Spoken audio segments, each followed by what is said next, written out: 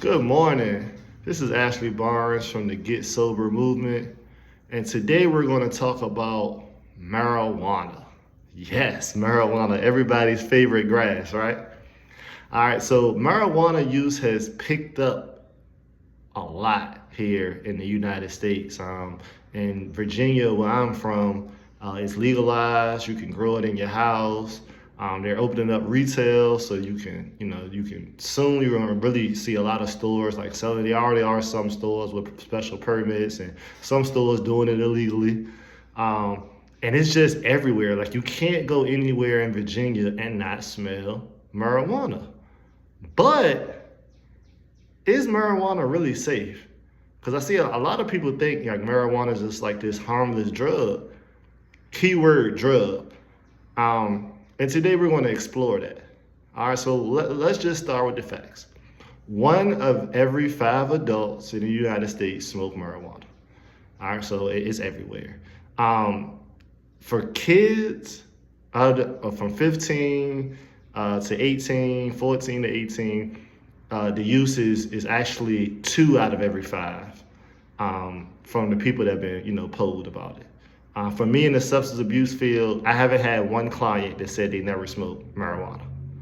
I don't get a whole lot of clients who come into my programs because of marijuana use, but everyone has smoked marijuana.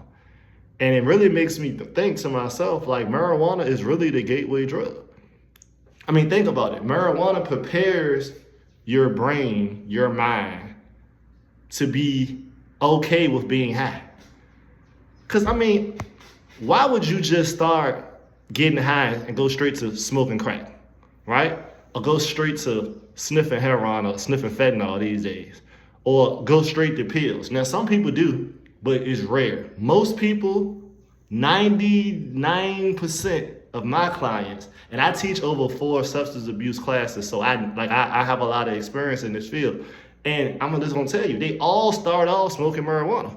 It is truly the gateway drug. Now, does everyone that starts smoking marijuana, go to a harder drug? Not everyone.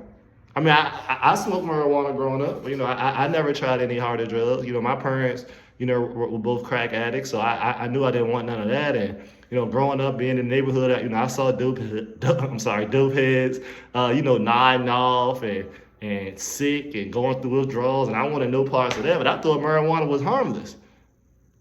But I was wrong. And we're gonna get into that more today. But let's start with the kids. So as a child, your brain is not fully developed. Okay? So when you smoke marijuana while your brain is developing, the same way with alcohol, it hinders your growth. It hinders your cognitive function.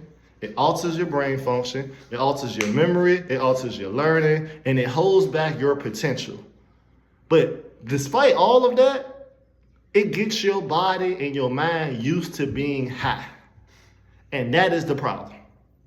It sets up a culture where it's okay to be high. And that's just wrong. That's just a wrong footing to stand on, because later on in life, it's going to be real stressors. You think when you in high school and your girlfriend break up with you, or your grandpa die, or your mom can't buy you the new Jordans, or you not getting enough playing time on the basketball team, or the girl you like don't want to give you no play, or whatever you going through, or you confused about your sexuality, or whatever it is, and you like, oh, I'm gonna smoke some weed. What you gonna do when you have a real problem? Because as an adult, we have real problems. We have things we can't control. We have real stressors, real triggers. And if you start at a young age dealing with those stressors and those triggers by using marijuana, what you gonna do when you an adult and you have real stressors and real triggers?